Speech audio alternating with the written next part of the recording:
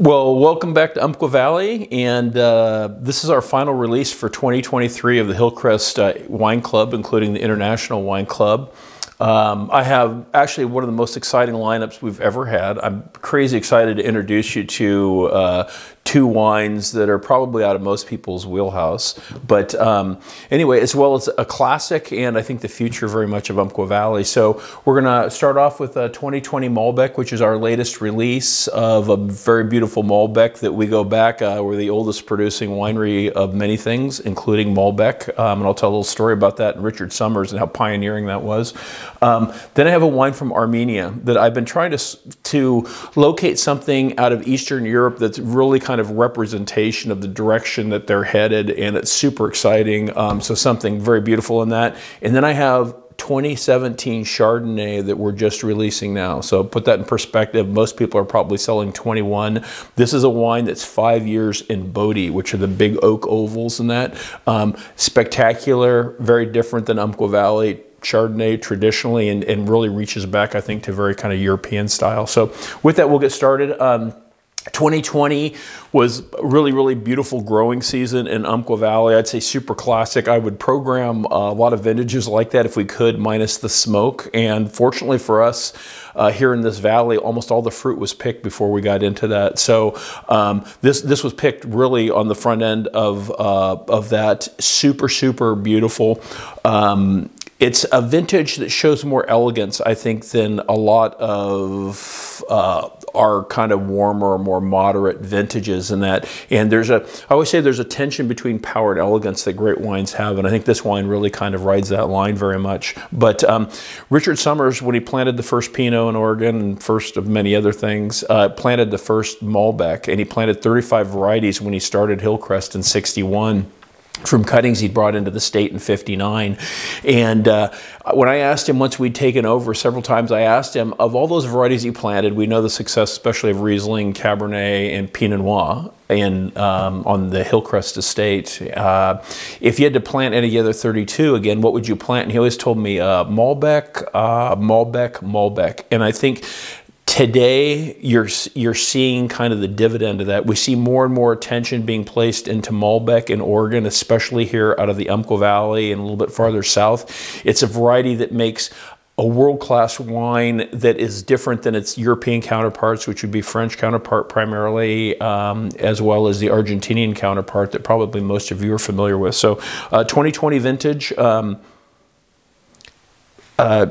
again, comes out of the glass really strong. I get this.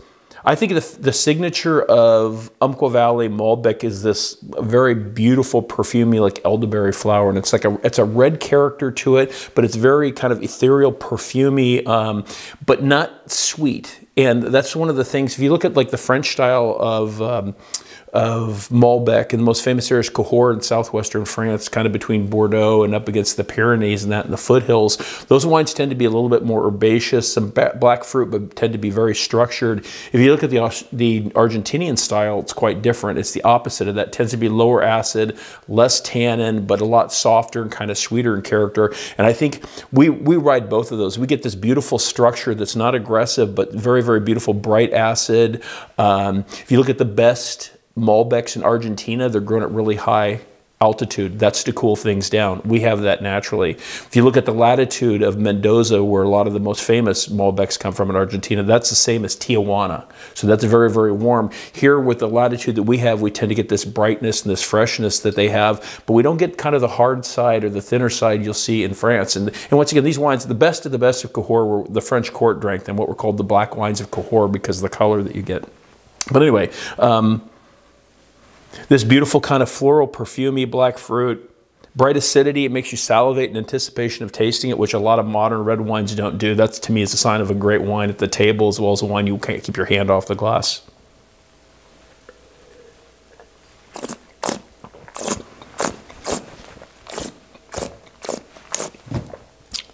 Gentle power. The wine is deep and rich, but never overwhelming. You never see it kind of blow out on the sides, the texture. You get this length. You know, I'm still tasting the primary fruit. Usually most modern wines, by the time you swallow the wine, you'll get some wood in that, but the fruit flavor is gone. This wine still has a lot of perfume of fruit. Beautiful acidity. tannins that are kind of a little chunky, but still very, very kind of soft. You notice kind of what's called the robe, which means they cover the entire palate, which is super beautiful. I think that's a baby wine. That's a wine I think in 10, 20 years you can still drink, and it speaks once again to Malbec here. Malbec is one of those things that just is, it's like your backyard when you plant 20 things and there's one thing that's just crazy strong. Malbec is that. We talk a lot about other alternative varieties. I think Malbec is, if you come back here in 20, 30 years, I bet there's a lot more Malbec, and Malbec will be one of the signature, if not the signature red, from what we know right now in Umpqua Valley. So super beautiful. Next, we're going to have a wine from Armenia. In Armenia, Soviet Georgia, Armenia, Afghanistan, that's the home to fine wine grape varieties, what's called Vitis vinifera. And so those vines are brought into Western Europe, as we know, north across the Black Sea, and then also down into the Mediterranean, and then sailed off by the Phoenicians and spread up into land by the Romans and that. This is a wine that speaks to a very different place that we know, and a very different time. And you're beginning to see Western winemakers go in, as well as the traditional winemakers there begin to craft wines that are easier for us to understand in the West.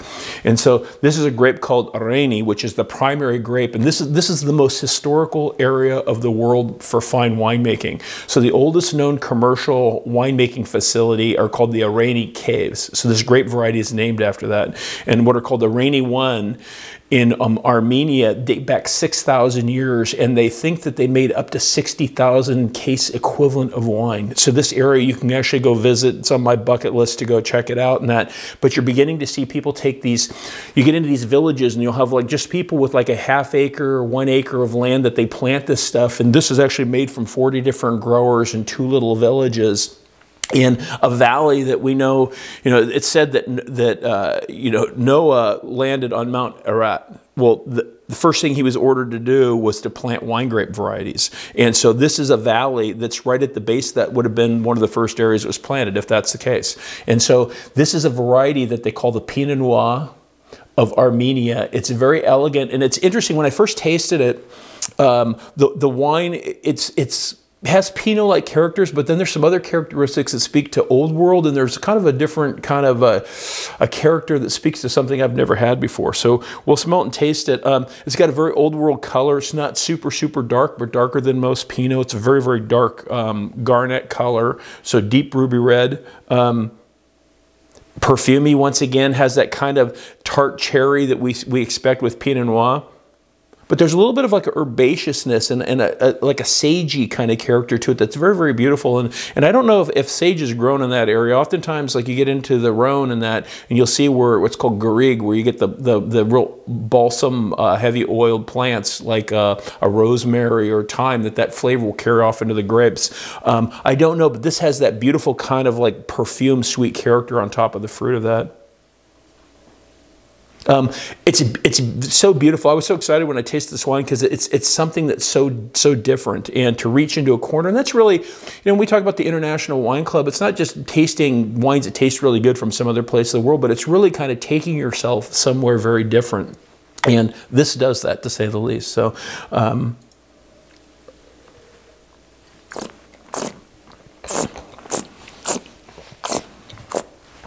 very gentle, very mouth-filling, very tender. There's a certain transparency that I love in great wine. This wine has that transparency. It's the ability to kind of see through it and see different things, but it's a full texture. Beautiful, beautiful acidity. The tannins are very different than what we expect with Pinot Noir. The tannins are maybe a little bit greater in their totality, but it tends to be a little bit almost drier, almost like a Cabernet Franc tannin a little bit. And I don't know enough about the winemaking. I know how this wine was made, or was aged in barrel in this, but the thing is that it's a character that's probably from that grape. And there's so many grapes. There's somewhere between 4,000 and 8,000 grape varieties in the world today, and a very large percentage of those are used for wine different places. In Oregon, we've planted 80. So here's a grape variety along with many others. There's many other varieties that are grown in that area that hopefully in the future we'll be able to introduce you to as well. But Super elegant, beautiful, kind of straddles a couple different varieties that we know, but it's its own thing. So super beautiful, and a young winery planted, I think they started in 2017, if I'm not wrong, but something that is, it's grown in volcanic soils. Almost all the old vineyards are grown in these volcanic soils. You see a little bit of limestone, a little bit of clay as you move south in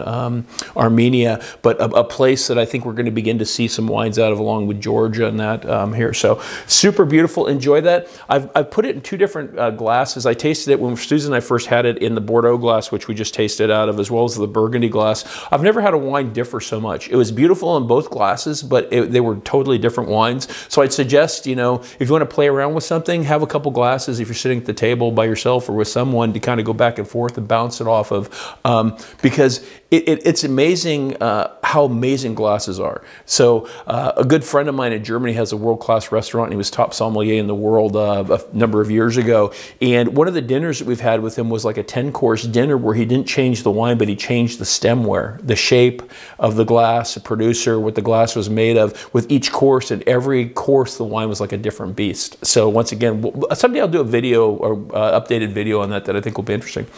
So anyway, to finish up with a wine 5 years in the making. This is 2017, and here we are in 2023. This is 5 years in Botti, which are special barrels. You know, we have the big oak cask. Well, this is one that instead of being 1,500 gallons is 400 gallons. And I brought two of these in from Northern Italy, but actually the wood comes out of Eastern Europe from Bosnia-Herzegovina. And so this is 5 years on the heavy yeast, which gives it what are called manoproteins. As the yeast breaks down, like with great champagne, it gives you this creaminess, this texture, this length. But this wine we just bottled up about 8 months ago, and this is the very first time this morning that I've tasted this wine since we put it in bottle, and it's crazy nice. But once again, it tastes, because of decisions made, the way it was fermented and the time, that tastes something very different than Umpqua Valley Chardonnay or New World Chardonnay. In the nose, I get a little bit of like a beeswax, muskmelon, this kind of beautiful ripe yellow fruit, we might say, and this kind of slightly sweet character, not sugary sweet, but like a roasted sweet character. And I think it's the yeast along with a little bit of the toast of the barrel that's beautiful. It kind of draws you in. It's rich in its nose the way a mushroom is rich. You smell it and you just kind of, wow, it's so spectacular. So anyway, let's take it for a taste.